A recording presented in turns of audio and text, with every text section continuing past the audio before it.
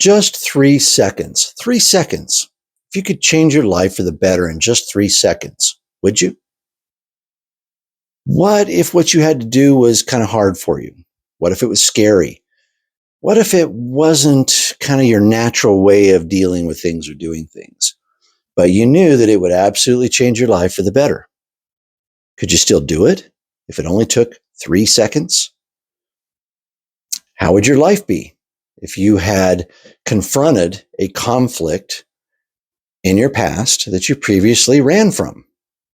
How much better will your child's life be if they learn how to stand up for themselves now, not years down the road? I'm going to show you how in 3 seconds you can completely change your life. But before I get to that, I want to give you a little context, a little background.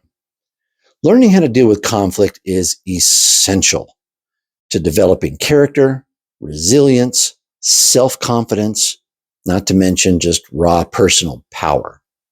Regardless of the type of conflict, running from it is rarely a good idea.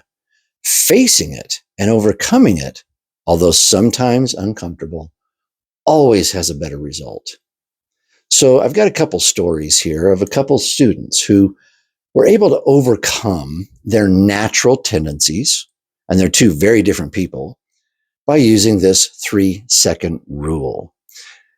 Is there more to this 3-second rule than what I'm about to tell you? Yes. However, both of these individuals were students of mine. They had the full context, but they still only used this one small piece. I can tell you that when it comes to conflict resolution, the physical part is not the hard part. It's the mental part. You have to be able to get out of your own head or heart sometimes long enough to take care of your business. Now, that conflict isn't always physical. In fact, fighting should always be the last resort. However, sometimes we find ourselves in positions where someone's trying to put a beat down on us or trying to abuse us in some way, and we got to deal with it. That could be verbally, mentally, or physically. The same rules apply.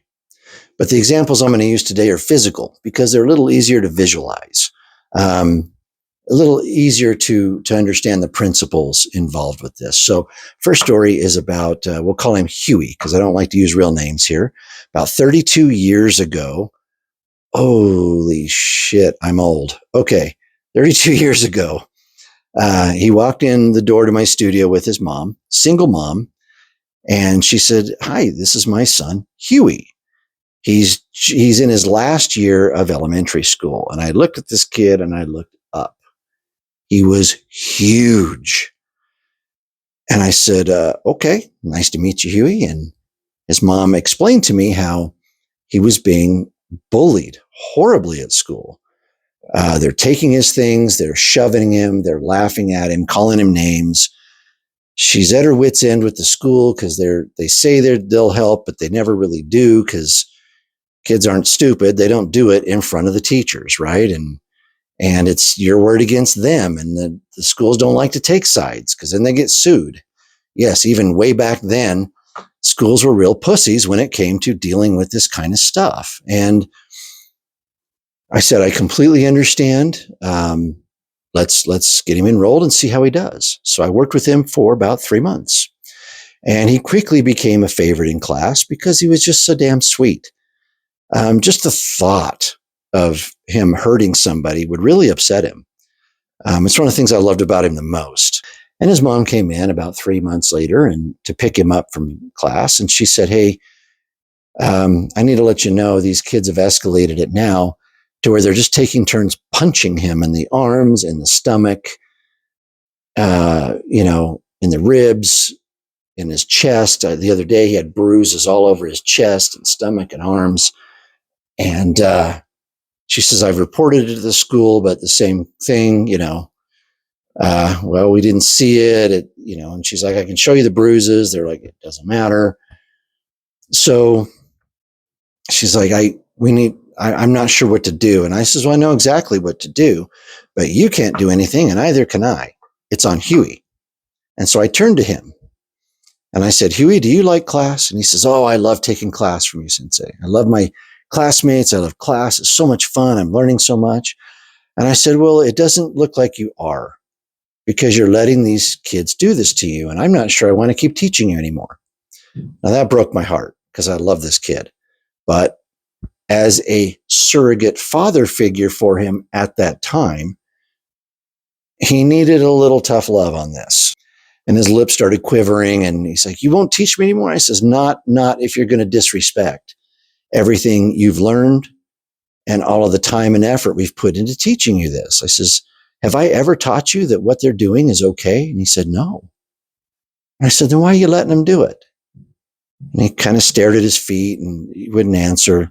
I'm going to tell you exactly what to do.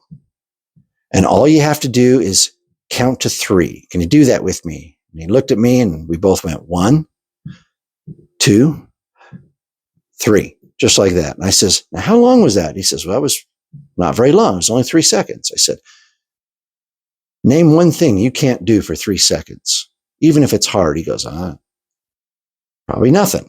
I said, right. So here's all I want you to do. When they do this next time, you put your hands up in the guard without a microphone, and you make your fist, make your ski. Call it ski, fist, punch. And I said, don't wind up. You're too big. I said, just make the fist and stick it straight out right in his nose. I mean, this kid's hands were huge. They were bricks. I said, just put it in his nose. And he goes, oh, Sensei, I know what'll happen. You told me their nose will bleed, their eyes will water, they'll probably fall down. I says, yeah, he's half your size. He's going to fall down. He's going to bleed. His eyes are going to water. He's probably going to cry, and he will deserve every ounce of it. I said, and he will think twice before doing this to anyone else, and he'll probably never do it to you again. I said, would you like that? And he said, I would really like that. I said, okay. So when you walk out of here today, Huey, you're going to take care of your business, or I don't want to see you back in class. And I winked at his mom when he wasn't looking. She knew what I was doing. And I really appreciated that she let me kind of take the lead there to help guide him to do what he needed to do, even though he didn't want to do it. And sure enough, it was about a week later, it was the night of his class. And I get a call from his mom. And she says, hey, I'm just letting you know, Huey won't be in class tonight. I said, oh, I hope he's not sick or anything. She goes, oh, no. These kids tried it again, and he did exactly what you told him to do. And he put his hands up, told him he didn't want to fight, clocked that little jerk right in the nose, sent him flying across the hall on his butt. He was crying. He was bleeding. All of his friends ditched him, took off running. She said Huey walked over like you told him to and offered his hand, and the kid wouldn't take it. And so he walked off. And she said, just like you said would happen, the school suspended him. They suspended both of them. And she said, and we're going to take your advice and we're going to go celebrate. He loves the outdoors. We're going camping. And that's why he won't be in class this week. And I thought, oh, hallelujah. Thank heavens. And I got to tell you that the following week when he came to class, he was the same goofy, fun-loving, kind of talked a little slow Huey. That's why he got bullied in the first place. He was just kind of a sweetheart. But he stood taller. He was more assertive. He still didn't want her to fly. But when it came time to practice some of that controlled aggression, he was more assertive with it. He, from this one incident, took back control. And he realized there were other ways of dealing with things than just taking it all the time. And he realized he was worth it. I found out many years later that he became an engineer, the kid with the learning disability, and that he often referred back to that moment as a turning point in his life. And as somebody who's worked with thousands of people over 40 plus years, you hear a story like that, it can't help but make you feel good, right? And it did. And he used that 3-second rule. Act, breathe, count to 3. It sounds stupid, but it works. It's just 3 seconds, okay? And you just need a little bit of training, not even a lot. He didn't even have a belt rank. He had nothing. In fact, for most just basic self-defense classes, I don't even recommend martial arts. I recommend a self-defense course because it's just the training you need to take care of that situation. And if you can handle it, most of the time it's done in the first 3 seconds and you're on with your life. Story number 2, call him Stuart. This was about a decade ago. I've known him since he was little, but he came to me as an early teen, and he was very socially awkward, much like Huey, but different. He had some impulse control, and he couldn't read social cues very well, so he was weird. To a lot of kids, he was just weird, and he got picked on a lot. And when he came to train with us, he was like a sponge. We couldn't teach him enough. And quickly the class became his second family. And I knew his parents and I knew his family, and we were all pretty tight. And we all talked a lot to make sure that we knew what was going on with Stuart in his life and the challenges he was facing. And I would offer whatever help I could. And unlike Huey, where he wouldn't hurt a fly, I was afraid Stuart was going to kill somebody. But it wasn't because he was mean.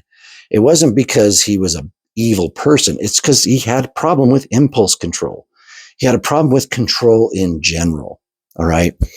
And, so he trained with me for more than a handful of years, but he was pretty fast. He was pretty good. Yeah. Not bad at all. In fact, I used to joke around with some of the other adults in the class that, man, I feel sorry for the kid who puts his hands on him because, I was really afraid that he wouldn't, because of that impulse control, he wouldn't be able to stop. And sure enough, he ends up going to high school, and keep in mind, this kid is fanatical about his martial arts training. So he practiced everywhere all the time. And I remember telling him, hey, Stuart, you're in high school now. Don't practice your kicks and punches on the walls and in the hallways. It's not going to be a good thing. All right. There are kids there who are going to see that as a challenge, and they're going to try to put the beat down on you. Sure enough, in weightlifting class, lack of impulse control comes in, and he starts practicing on a wall. Sure enough, football player sees it, decides time to put this nerd in his place, because he was kind of nerdy and awkward still in high school. And Stuart did something that he had never done before. Sometimes he would get in verbal matches with people. He'd get angry. Sometimes he'd retreat.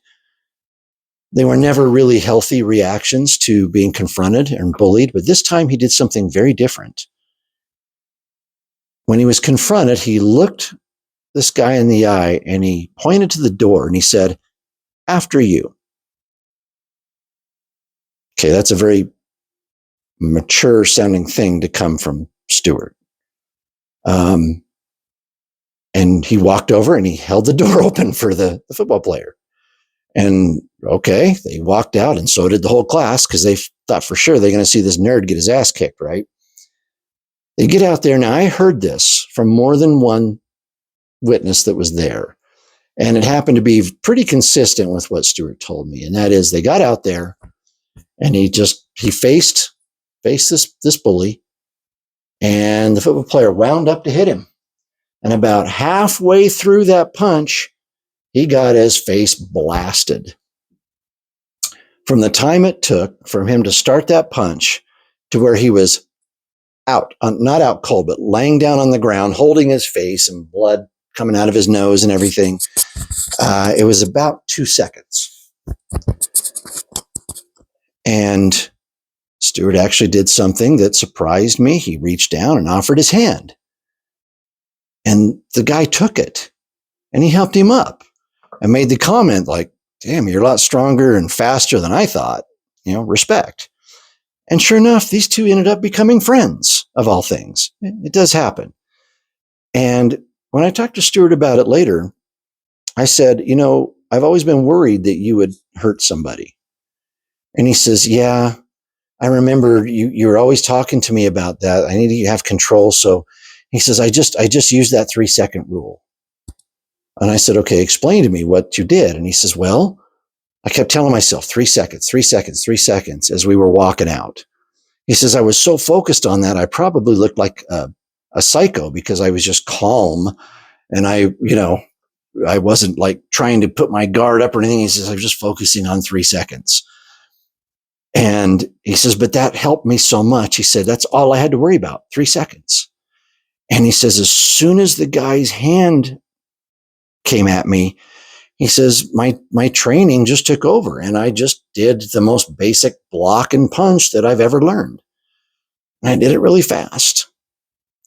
And then I counted to 3. He said the whole thing took about 2 seconds, but I still counted to 3 before I offered my hand because I wanted to make sure I got through my full 3 seconds. And he said, by that time, I wasn't scared. By the end of that 3 seconds, I wasn't scared. I wasn't angry. I just wanted to help him up. Wow.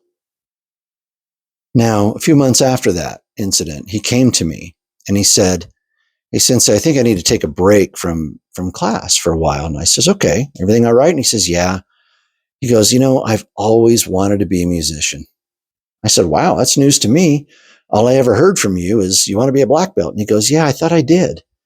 He goes, but I think what I really wanted was to know that I could stand up for myself because I'd never been able to do it before. And I was always picked on and I was always pushed around. And he goes, I just wanted to know I could do it. And I says, now you know you can do it, right? And he goes, yeah, and it feels great. And I feel good about myself for the first time ever. And I'm ready to go take on other challenges. What are you going to say? No? Like, go for it, man. And if you ever feel you need to sharpen the saw, my doors are always open. And I gave him a big hug and shook his hand, and he went off, and he actually went to school for music. And I still hear from Stuart every once in a while, and he's doing amazing. Still a little awkward. That's one of my favorite qualities about him. It makes him unique. So both Huey and Stuart, you can see they had very different natures. And they were able to use that 3-second rule and really focus on that 3-second rule to get them past their initial nature. One was combative and one was too passive, and to take care of their business and move on. Where a lot of us would get very paralyzed in our head, they focused on I just got to do this for 3 seconds. And sure enough, the situations were over in 2 seconds or less. And I would have to say 99% of my students who've actually gotten into an altercation over the last 40 plus years, it's been over in 3 seconds or less. Some of it because of their training, but a lot of it just because of that 3-second rule. To my knowledge, they've never had to put anybody in the hospital. It was over very quickly. And they were never bullied or picked on by that person ever again. This principle can be used on verbal, on mental abuse and bullying situations as well. I'm not going to go into that in this particular video, but I hope you can see that by changing the narrative in your head a little bit from I'm afraid of conflict, or I think I need to kill somebody, or I think I need to be a black belt. No, I just need 3 seconds.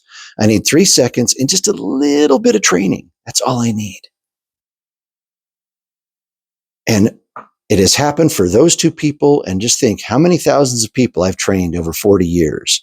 Those are 2 of many whose complete life trajectories changed because they confronted the conflict head on and they dealt with it. And their lives are better for it. And that's what I hope happens for you. That's why this video is out here, is that there's a lot of BS and there's a lot of myth out there around dealing with bullies and dealing with conflict. And, you got to go read these 5 books and you got to go earn this black belt. Bullshit. Okay. Simplify it. It's your head that's getting in the way. It's misconceptions and bad belief systems about yourself that are getting in the way. We use the 3-second rule to help us overcome that. So I hope you found some value in this. If you do, give me a solid, hit that like. If you want more content like this, I've got 40 years worth of stories and hopefully pearls of wisdom that I'll be putting into this channel. So if you like that, hit subscribe, and we'll see you in the next one.